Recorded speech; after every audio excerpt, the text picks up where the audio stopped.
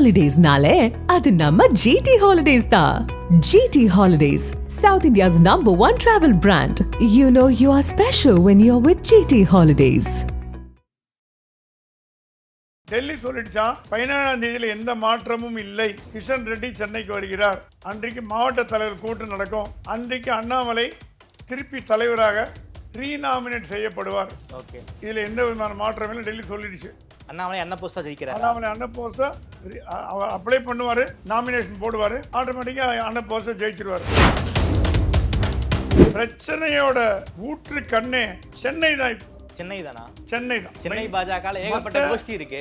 மற்ற இப்போ கோயம்புத்தூரோ திருச்சியோ மதுரையோ தூத்துக்குடியோ பிரச்சனை கிடையாது, பெரிய பிரச்சனை இல்லை. சென்னை தான் முதல் பிரச்சனை. ஏன்னா 7 மாவட்ட தலைவர்கள் 7 மாவட்ட தலைவர்களும் மாற்றப்படுகிறார்கள். முழுக்க முழுக்க ஃப்ரீயான கொடுத்தாங்க அப்படின்னா 2ஆம் கட்ட தலைவர்கள் நீங்க சொல்ற மாதிரி அந்த ஏகப்பட்ட அந்த கோஷ்டி பூசல் இன்னமும் கொஞ்சம் அதிகமாக வாய்ப்பு இருக்கு போல இருக்கே.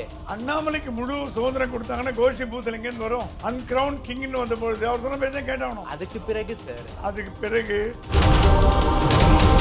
அமைப்பு செயலாளர் அண்ணாமலை will continue till 26 26 வரைக்கும் எந்த மாற்றமும் இல்லை. அண்ணாமலை கேசவநாயகம். ஓகே, அப்ப ஒரே ட்ராக்ல 2 குதிரை எப்படி ஓட முடியும்? டெல்லி பண்ற வேலை இப்படிதான். ஓகே, 2 குதிரை ஓட 2 அப்போசிங் குதிரை 2ஐயும் ஓட விட்டுட்டு யார் ஜெயிக்கிறீங்கன்னு பாருங்கன்னா அது கட்சிக்கு எப்படி நல்லா இருக்கும். டெல்லி டபுள் கேம் ஆடுறாங்களா இந்த இஷ்யூல பொறுத்த வரைக்கும்? அப்படிதான் தோன்றது. கட்சியில மோடி அமித்ஷா விட்டு யாரும் கிடையாது. எதிர்ப்புங்கிற கொஸ்டினே கிடையாது. ஆமா, ஜெயலலிதா மாதிரி ஒண்ணுன்னா மீதியில 100 99 டிஃபரன்ஸ் இருக்கு. அப்படி இருந்து கூட இவங்க பயப்படுறாங்க. ஏன் பயப்படுறாங்க? ஏன்னா கட்சியில் பல 2ஆம் கட்ட தலைவர்கள் சர்வாதிகாரம் கட்சியில் இருக்கிற மாதிரி ஃபீல் பண்ண ஆரம்பிச்சிட்டாங்க. ஆதநேயர்களுக்கு அன்பு வணக்கம். இன்று நம்மோடு மூத்த பத்திரிகையாளர் திருமிகு பிரகாஷம் சுவாமி அவர்கள் இருந்துள்ளார். வணக்கம் சுவாமி சார். வணக்கம். நல்லா இருக்கீங்களா சார்? தேங்க்யூ, நல்லா இருக்கேன் சார். அடிக்கடி பாஜக தலைமை அலுவலகத்துல ஒரு கோர் கமிட்டி மீட்டிங் நடந்துகிட்டே இருக்கு. ஒரே வாரத்துல 2வது முறையாக ஒரு கோர் கமிட்டி மீட்டிங் கூடியிருக்கு. அது மட்டும் இல்லாம பாஜகவுடைய தமிழக பொறுப்பாளர் கிஷன் ரெட்டி அவர்கள் தமிழ்நாட்டுக்கு அடிக்கடி வந்துகிட்டு இருக்காரு. குறிப்பாக எல்முருகன் அண்ணாமலையோட பெரிய மீட்டிங்லாம் போய்கிட்டு இருக்கு. நாம பேசிக்கிட்டு இருக்கிற இந்த நேரம் கூட லீமடியின் ஹோட்டல்ல ஈரோடு கிழக்குல போட்டி போடலாமா வேண்டாமா அப்படிங்கிற ஒரு டிஸ்கஷன் போய்கொண்டு இருந்தாலும் குறிப்பாக இந்த உட்கட்சி தேர்தலை பற்றி தான் நிறைய டிஸ்கஷன் பண்ணிக்கிட்டு இருப்பதாக தகவல். ஏன் சார் இந்த பாஜகவை பொறுத்த வரைக்கும் இந்த உட்கட்சி தேர்தல் நடத்த முடியலன்னு நீங்களே சொல்லிட்டீங்க. அந்த அளவுக்கு கீழே பூத் கமிட்டி ஸ்ட்ராங்கா இல்லை. அதன் காரணமாக நியமனம் பண்ணிடலாங்கிற மைண்ட் செட்டுக்கு டெல்லி தலைமையும் வந்துட்டாங்க, அதே போல மாநில தலைமையும் வந்துட்டாங்கன்னு சொல்றீங்க. இந்த உட்கட்சி தேர்தலில் ஆட்களை அப்பாயின்மெண்ட் பண்ணுவதில் ஏன் இவ்வளவு பிரச்சனை போய்கிட்டு இருக்கு சார் பிஜேபியை பொறுத்த வரைக்கும்? பாரதிய ஜனதா கட்சியின் உயர்மட்ட குழு மீட்டிங் லீமடியின் ஹோட்டல் நடக்கிறது. டெல்லியின் மேலிட பொறுப்பாளராக அரவிந்த் மேனன், சுதாகர் ரெட்டி, மத்திய அமைச்சர் எல் முருகன், கேசவநாயகம், சக்கரவர்த்தி, எச் ராஜா, அண்ணாமலை போன்ற உயர்மட்ட தலைவர்கள் பேசிட்டு இருக்காங்க. இந்த கூட்டத்தின் நோக்கம் 2 பங்கானது. முதல் பங்கு இந்த மாவட்ட தலைவர்கள் தேர்தல் முறையாக நடைபெறணும், நல்ல ஸ்மூத்தாக போகணுங்கிறது. 2வது ஈரோடு கிழக்கு தேர்தலை பற்றி. முதல்ல 17ஆம் தேதி கிஷன் ரெட்டி மத்திய அமைச்சர் சென்னைக்கு விஜயம் பண்ணி மாநில தலைவர் தேர்தலை பொறுப்பாளராக இருந்து நடத்தி வைக்க போகிறார். ஓகே, அப்படி என்றால் 17ஆம் தேதிக்கு முன்பாக மாவட்ட தலைவர்களை தேர்ந்தெடுக்க வேண்டும். ஏன்னா மாவட்ட தலைவர்களின் கோரம் இருந்தாதான் மாநில தலைவரை தேர்ந்தெடுக்க முடியும். Okay, okay. இப்போ மாவட்ட தலைவரை தேர்ந்தெடுக்கிறதுல சிக்கல் இருக்கிறதுனால 17ஆம் தேதி என்ன பண்ணுறது ஒரு கேள்வி எழுந்தது. ஓகே, டெல்லி சொல்லிடுச்சான் 17ஆம் தேதியில் எந்த மாற்றமும் இல்லை. கிஷன் ரெட்டி சென்னைக்கு வருகிறார். ஓகே, அன்றைக்கு மாவட்ட தலைவர் கூட்டம் நடக்கும். ஓகே, அன்றைக்கு அண்ணாமலை திருப்பி தலைவராக ரீநாமினேட் செய்யப்படுவார். ஓகே, இதுல எந்த விதமான மாற்றம் இல்லை. டெல்லி சொல்லிடுச்சு. அண்ணாமலை அண்ணன் போஸ்டா ஜெயிக்கிறார். அண்ணாமலை அண்ணன் போஸ்டா அவர் அப்ளை பண்ணுவாரு, நாமினேஷன் போடுவாரு, ஓகே, ஆட்டோமேட்டிக்கா அண்ணன் போஸ்டா ஜெயிச்சிருவார். ஓகே, கிஷன் ரெட்டி அதுக்கோசரம் தான் வர்றார். சரி, இப்போ பின்னோக்கி நகருவோம். 17th இப்போ 17th என்ன நடக்க போறது? மாவட்ட தலைவர் தேர்தல் எங்க நடந்திருக்கு? ஒன்றும் நடக்கல. ஏன்னா மண்டல் தலைவர் தேர்தலே முடியல. நம்ம போன வாரம் பேசின மாதிரி பூத் லெவல் முடியாததுனால மண்டல் முடியல. அப்புறம் ஒரு வழியாக முடிவு பண்ணி மாவட்ட தலைவர்களை நாமினேட் பண்ணலாம், நியமனம் பண்ணலான்ற ஒரு முடிவுக்கு வந்தாங்க. தலைவர் எப்படின்னா தலைவரோட ஒத்து போகக்கூடியவர்கள் தான் எங்க இப்போ டிஎம்கேல ஸ்டாலினோட ஒத்து போகக்கூடியவங்க மாவட்ட தலைவர் இருப்பாங்க, ஆமா மாவட்ட செயலாளர்கள் அங்க. மாவட்ட செயலாளராக இருப்பாங்க. ஆமா மூக்க அழகிரியோடையோ இல்லை வேற யாரோட ஒத்து போகிறவங்க எப்படி இருப்பாங்க? வச்சுக்க இருக்க மாட்டாங்க. முடியாது. ஒரு உதாரணத்தை சொல்கிறேன், தப்பாக சொல்ல. இங்கே அண்ணாமலை ஒத்து போகிறது தான் மாவட்ட தலைவராக ஒரு ரூல். இதில் என்ன பிரச்சனை ஆயிடுச்சுன்னா எல்லாம் ஸ்மூத்தாக போயிட்டு இருந்தது. அண்ணாமலையிடம் ஒரு லிஸ்ட் கொடுக்கப்பட்டது. ம். எச் ராஜா, சக்கரவர்த்தி, எஸ்ஆர் சேகர்லாம். அந்த லிஸ்ட்டில் ஒரு மாவட்டத்துக்கும் 3 தகுதியான நபர்களை தேர்ந்தெடுத்து கொடுத்தாங்க. ஏன்னா அண்ணாமலைக்கு வந்து ஈஸியாக சூஸ் பண்ணுறதுக்கு அது கூட அப்பெண்டெக்ஸ் பிரகாரம் அந்த 3 வேட்பாளர்களின் அவங்களுடைய கட்சிக்கு உழைத்த ஒரு சுருக்கமாக 2 பேரை ஒரு பேஜில் வந்து 3 தலைவர்கள் பேர், அடுத்த பேஜில் அந்த முதல் தலைவரோட டீட்டெயில், 2வது தலைவர் டீட்டெயில், 3வது தலைவர் டீட்டெயில். ஸோ அண்ணாமலை படித்து பார்த்துட்டு டிக் பண்ணலாங்கிறது தான் பிளான். இப்படி தான் முதல்ல ஸ்மூத்தாக போகிறதா இருந்தது. அதுக்கு தான் எச் ராஜா, சக்கரவர்த்தியெல்லாம் உழைச்சி கஷ்டப்பட்டு ஷார்ட் லிஸ்ட் பண்ணி கூப்பிட்டு பேசி ஃபோனில் எவ்வளோ வீடியோ கான்ஃபரன்ஸ் பண்ணியிருக்கார் சக்கரவர்த்தி அப்படின்னு எனக்கு தெரியும்.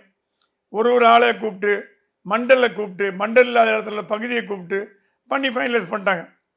என்ன ஆச்சுன்னா பிரச்சனையோட ஊற்று கண்ணே சென்னை தான். இப்போ சென்னை தானா? சென்னை தான். சென்னை பாஜக ஏகப்பட்ட கோஷ்டி இருக்கு.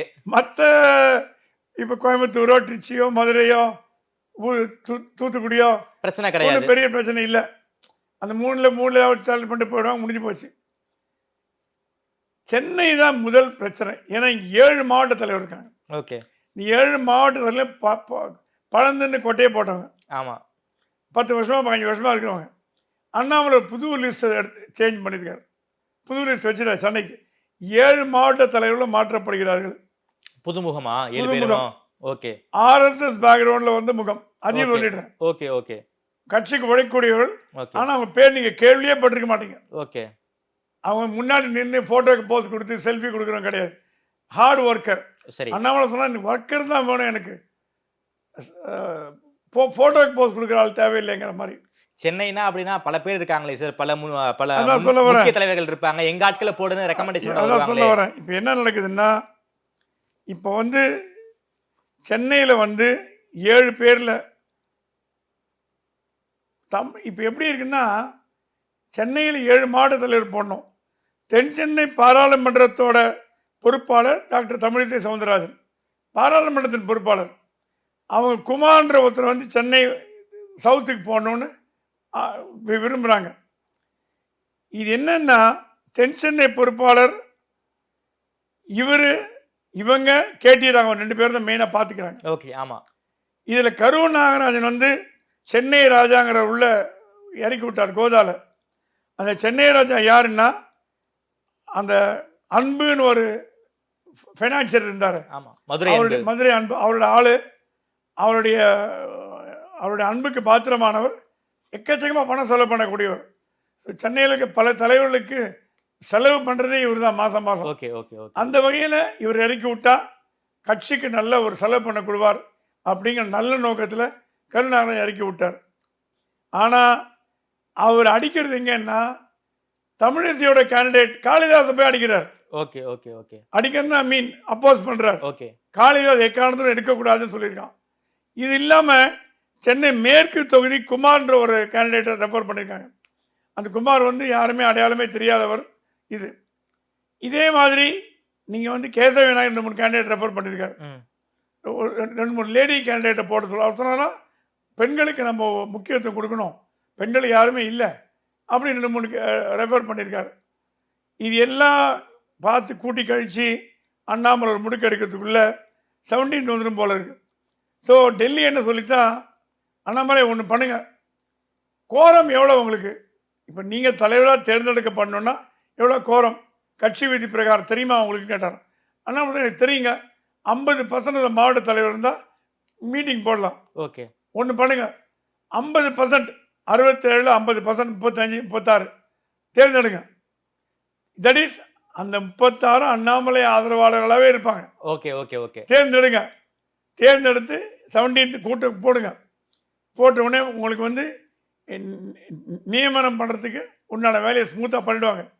நீங்கள் நியமனம் பண்ணாவிட்டு மாவட்ட தலைவரை போட அதிகாரம் உங்களுக்கு வந்துரும். பிரசிடென்ட்டுக்கு வந்துடும். அப்போ நீங்கள் இவங்க ரெக்கமெண்டேஷன் அவங்க ரெக்கமெண்டேஷன் இந்த கோட்டி பூசல் ஒன்றும் கிடையாது. ஓகே. அப்போ நீங்கள் மீதியெல்லாம் ஃபில்அப் பண்ணுங்க. அப்பனா ஃப்ரீ ஹேண்ட் குடுத்துட்டாங்க ஃப்ரீ அண்ணாமலைக்கு. ஹேண்ட் கொடுத்தாச்சு. அதுக்கு உபயோகத்தையும் சொல்லிட்டாங்க ஓகே. எப்படி பண்ணணும்.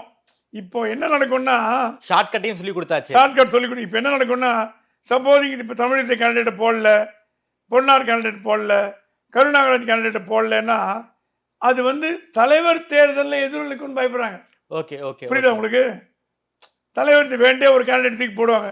தலைவர்னா அண்ணா போஸ்ட் தானே சார் அண்ணாமலை அந்த ஜெயிக்க போஸ்ட் போறாரு. அண்ணாமலைக்கு. ஆனால் ஸ்மூத்தாக நடக்கணும்னா இந்த மாவட்ட தலைவர் தேர்தல் ஸ்மூத்தாக நடந்தால் தான் அங்கே போக முடியும். Okay okay okay. இந்த நகர்வுக்கு அடுத்த நகர்வு தான் மாநில தலைவர். முழுக்க முழுக்க ஃப்ரீ ஹேண்ட் கொடுத்துட்டாங்க அப்படின்னா இரண்டாம் கட்ட தலைவர்கள் நீங்க சொல்ற மாதிரி அந்த ஏகப்பட்ட அந்த கோஷ்டி பூசல் இன்னமும் கொஞ்சம் அதிகமாக வாய்ப்பு இருக்கு போல இருக்கே. அண்ணாமலைக்கு முழு சுதந்திரம் கொடுத்தாங்கன்னா கோஷ்டி பூசல் எங்கேருந்து வரும்? அன்கிரவுண்ட் கிங்னு வந்த பொழுது அவர் சொன்ன பேர் தான் கேட்டாகணும். அதுக்கு பிறகு சார் அதுக்கு பிறகு டெல்லி ஒரு முடிவு எடுக்கும். என்ன முடிவு எடுக்க போறாங்க? யார் யார் எங்கெங்க வைக்கணும்ன்ற ஒரு முடிவு எடுக்க போகிறது. சரி. சில தலைவர்கள் வந்து தமிழ்நாட்டை விட்டு வெளியே கொண்டு செல்லப்படலாம்.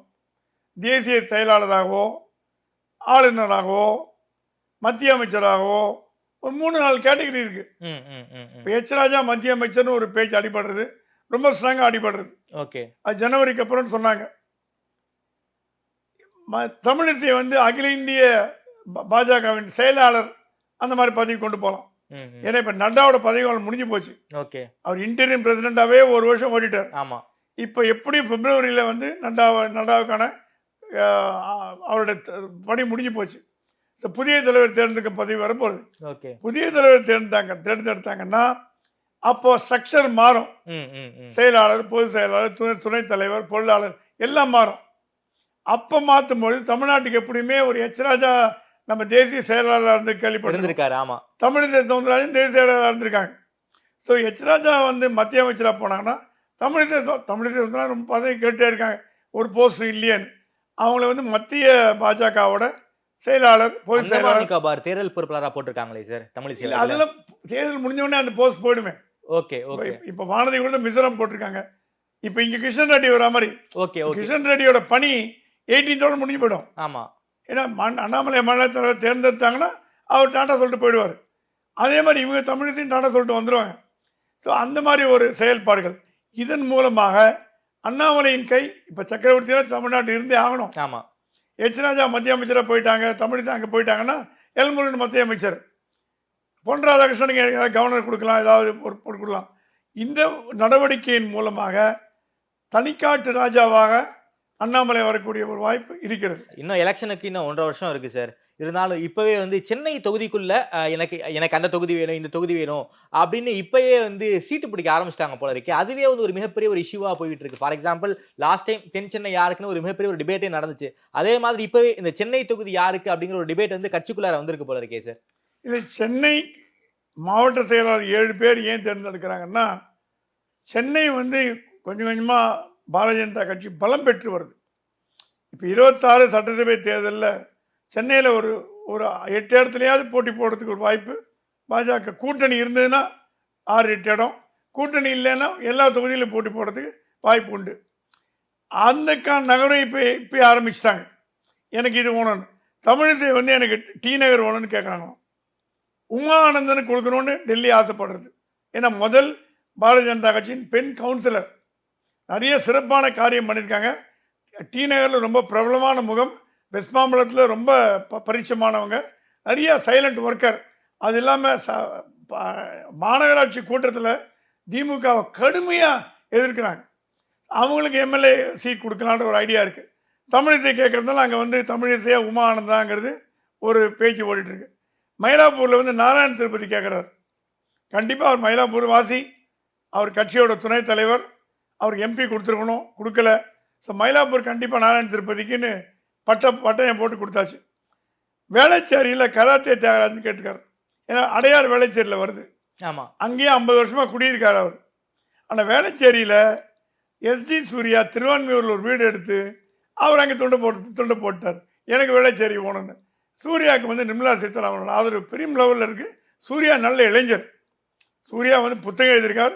அவருக்கு டெல்லியில் நிறைய ஆதரவு இருக்குது. எஸ்ஜி சூர்யாவுக்கு, சந்தோஷி, நம்ம நிர்மலா சீதாராமன், இவங்களோட ஆதரவுலாம் அதிகமாக இருக்குது. இந்த மாதிரி சென்னைக்குள்ளேயே எம்எல்ஏ பதவிக்கு இப்போ வந்து துண்டு போட ஆரம்பிச்சதுனால மாவட்ட தலைவர் ஆதரவு இருந்தால் தான் எம்எல்ஏ சீட் கிடைக்கும். Okay okay okay. இப்போ தமிழிசை டிநகரில் போடணுன்னா சென்னை தெற்கு தொகுதியோட தலைவர் அதுக்கு ஆதரவு கொடுக்கணும். அதனால தான் இவங்க வேணுங்கிற காளிதாசையோ குமாரையோ போகணுன்னு ஆசைப்படுறாங்க. Okay okay. இப்போ தியாகராஜனா கராத்தேவோ திருப்பதிக்கோ அந்த வேலை இல்லை. ஏன்னா அவங்க வந்து அந்த மாதிரி பொறுப்பாளர்கள் இல்லை. ஸோ இப்போ வந்து எம்எல்ஏ பதவிக்கும் சேர்த்து வேலை நடக்குது. சரி, இன்னைக்கு மீட்டிங்கில் வேற என்ன பேச போகிறாங்க? அண்ணாமலை அமைப்பை கையில் எடுக்கணும்னு ஒரு வார்த்தை சொன்னாங்க. Okay okay. எஸ்ஆர் சேகர் பொருளாளர், அது பல பேருக்கு புரியலையாம். அப்புறம் புரிஞ்சு போச்சோம். அமைப்பு கையில் எடுக்கணும்னா அமைப்பு செயலாளர் நம்ம வசம் வரணும். ஓகே. 26 தேர்தலில் ஜெயிக்கணும்னா, ஏன்னா எஸ்ஆர் சேகர் கோவை மாவட்டத்தில் மிகவும் பிரபலமானவர். கோவை குண்டு வெடிப்பு போதெல்லாம் அவர் உயிர் தப்பியவர். கட்சிக்கு நிறைய பண்ணியிருக்கார். பொருளாளராகவே ரொம்ப வருஷம் நீடித்திருக்கார். அப்பழி கற்றவர். அவர் அண்ணாமலை ஆதரவாளர். அவர் சொன்னால் அண்ணாமலை கை கட்டப்பட்டிருக்கு, அமைப்பு வந்தாதான் சரி போடணும். டெல்லியில் போய் சொல்லிட்டு வந்துட்டார். அமைப்பு செயலாளரை மாத்துறதுக்கான பிளான் இருக்கா? அமைப்பு செயலாளரை மாற்றணும், இல்லை அமைப்பு செயலாளரோட பல பொறுப்புகளை வாங்கி அண்ணாமலைகிட்ட கொடுக்கணும் அப்படின்ற ஒரு. ஏன்னா டெல்லி அமைப்பு செயலாளரை மாத்திரம் ஒரு வருஷம் பண்ணி மாற்றாம இப்போ என்ன சொல்லிட்டாங்களா, அமைப்பு செயலாளர் அண்ணாமலை வில் கண்டினியூ டில் 26, 26 வரைக்கும் எந்த மாற்றமும் இல்லை, அண்ணாமலை கேசவநாயகம்னு. ஓகே. அப்போ ஒரே ட்ராக்ல 2 குதிரை எப்படிங்க ஓட முடியும்? டெல்லி பண்ற வேலை இப்படிதான். ஓகே. 2 குதிரை ஓட, 2 குதிரை அப்போசிங் குதிரை ரெண்டையும் ஓட விட்டுட்டு யார் ஜெயிக்கிறீங்கன்னு பாருங்கன்னா அது கட்சிக்கு எப்படி நல்லா இருக்கும். சேகர் சொல்லிட்டாரோ அமைப்பு நம்ம கையில வர வரைக்கும் நம்ம கட்சி வந்து டெல்லி டபுள் கேம் ஆடுறாங்களா இந்த இஷ்யூல பொறுத்த வரைக்கும்? அப்படிதான் தோன்றது. ஓகே. எனக்கு கேசவனே படை முடிஞ்சு அவர் கேசவனே சொல்றேன், என்ன விட்டுருங்க, நான் போயிடுறேன், நான் ஓய்வு எடுத்துக்கிறேன், 10 வருஷம் இருந்தாச்சு, சரி யாருக்காவது கொடுங்கன்னு.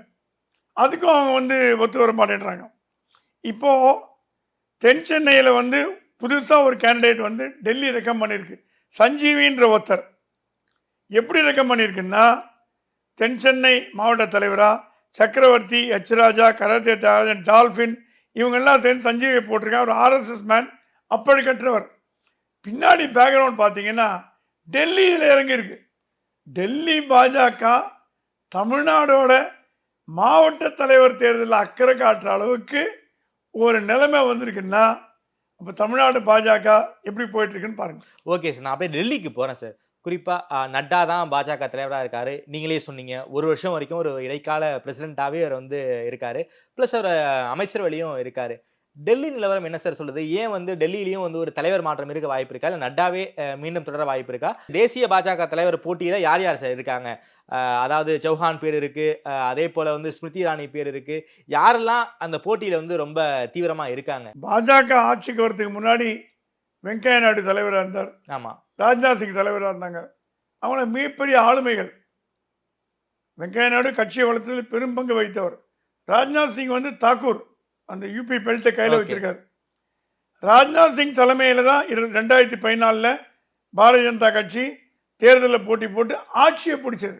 ஓகே. ராஜ்நாத் சிங் தலைமை தான். ராஜ்நாத் சிங்கோட ஒரு தீவிரமான ஒரு தேர்தல் வியூகம் ஜெயிக்க வச்சது. மோடியை பிரதமராக்கிட்டாங்க. மோடி பிரதமராக்கின உடனே சில மாதங்களில் அதுக்குள்ளே வந்து ராஜ்நாத் சிங் வந்து அமைச்சரவையில் வந்துட்டார், உள்துறை அமைச்சராக வந்துட்டார்.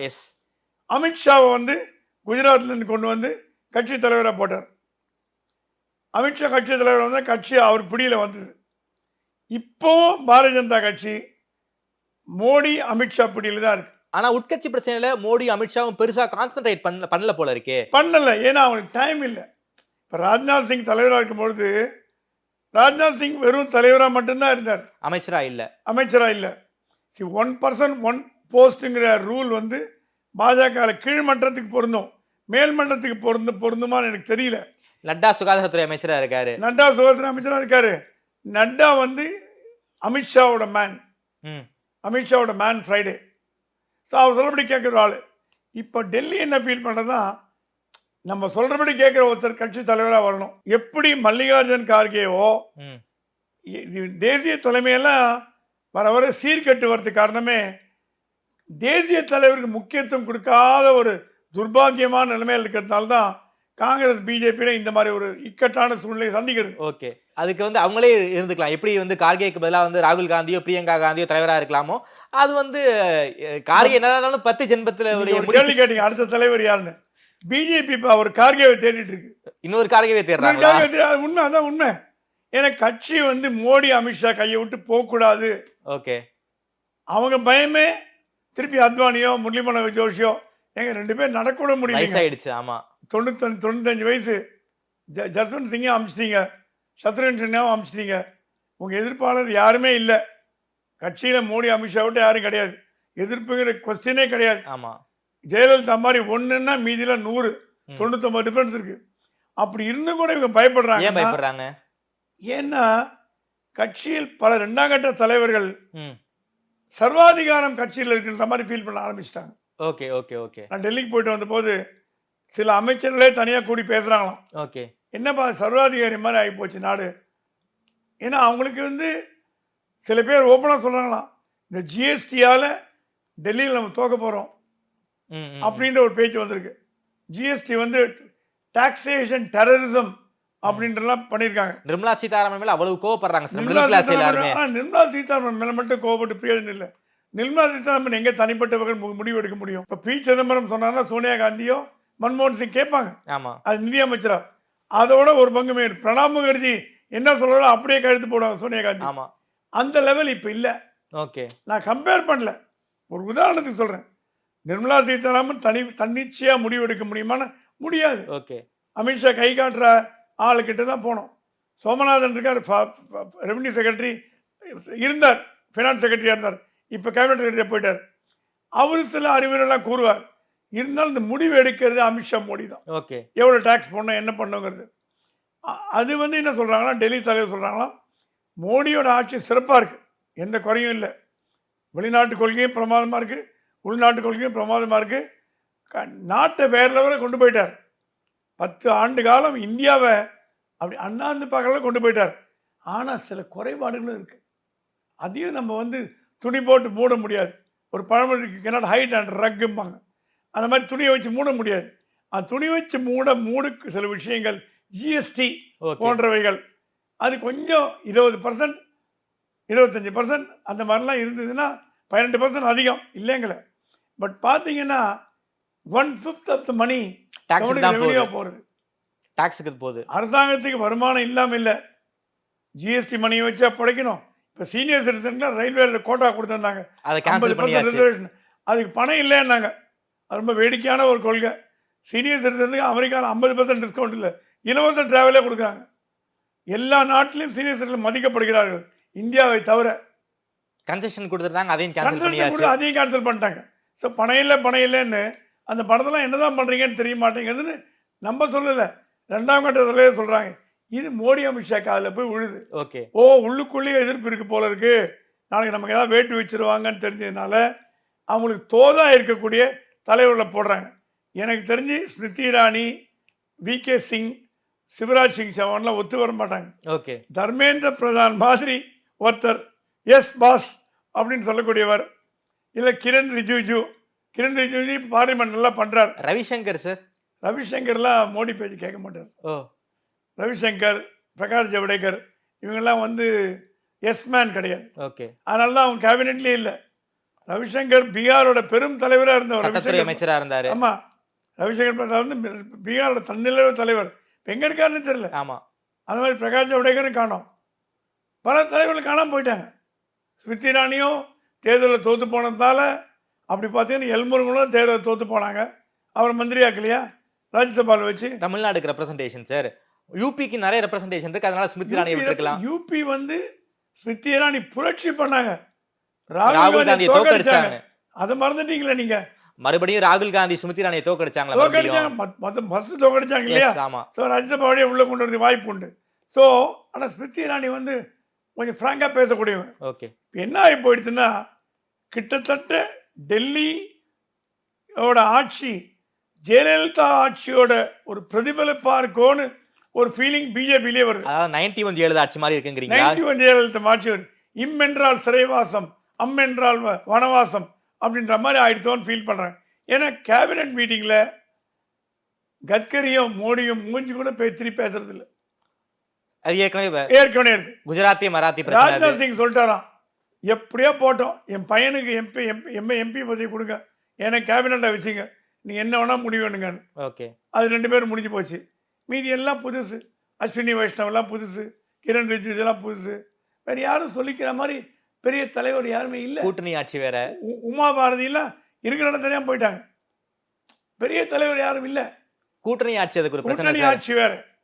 அதனால டெல்லியோட நகர்வுகள்லாம் பார்த்தீங்கன்னா பாஜக அடுத்த தலைவர் சிவராஜ் சிங் சௌஹானோ ஸ்மிருதி இரானி இல்லாமல் தர்மேந்திர பிரதான் மாதிரி யாராவது வந்தாங்கன்னா அவங்க சொல்கிறபடி கேட்டுட்டு இன்னொரு மல்லிகார்ஜுன கார்கேவா இருப்பாங்கன்னு என்னோட ஃபீலிங். ஆர்எஸ்எஸ்ல என்ன ரோல் பண்ணுவாங்க?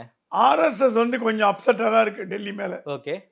ஏன்னா அவங்க சொல்கிற கேண்டிடேட்டை போடணும்னு ஃபீல் பண்ணுறாங்க. தர்மேந்திர பிரதான் மேலே ஒன்றும் ஆர்எஸ்எஸ் கோபம் கிடையாது. ஆனால் அவங்க என்ன சொல்கிறாங்கன்னா முதுகெலும்பு உள்ள ஒரு தலைவரை போட்டால் என்ன, ஏன் பயப்படுறீங்க? ரொம்ப நாளாகவே ஜண்டன் வாலைக்கும் 7 ரேஸ் கோர்ஸ் ரோடுக்கும் ஒத்து போலேங்கிறது எல்லாருக்கும் தெரியும். நாக்பூர் வந்து டெல்லியோட முரண்பாட்டில் இருக்குது.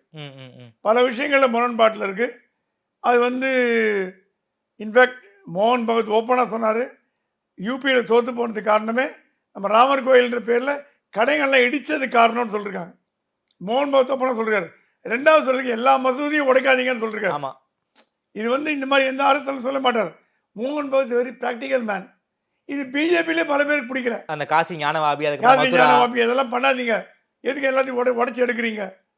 அப்புறம் வந்து ராமர் கோயில் கட்டுறேன்னு கடைகள்லாம் அவங்க வியாபாரிகளோட வாழ்வாதாரமே போச்சு அப்படின்னு மோகன் பகவத் சொன்னது அவங்களுக்கு பிடிக்கல. இவங்க என்ன எதிர்பார்க்குறாங்க, மோகன் பகவத் இந்து மத தலைவராக மட்டுமே இருக்கணும்னு. பட் மோகன் பகவத் ப்ராக்டிக்கல் மேனாக இருக்கார். ஓகே. இந்து மதத்தை வளர்க்குறது ஆர்எஸ்எஸ் வேறு இல்லைங்கள. அதே நேரத்தில் மக்களோட நலனையும் பார்க்கணும். மோகன் பகவத் பல இஸ்லாமிய தலைவரை சந்தித்து பேசாது கேள்விப்படுறேன்.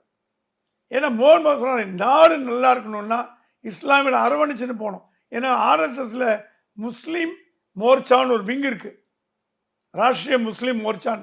அதில் இஸ்லாமியர் தலைவர் தான் இருப்பாங்க அதில்.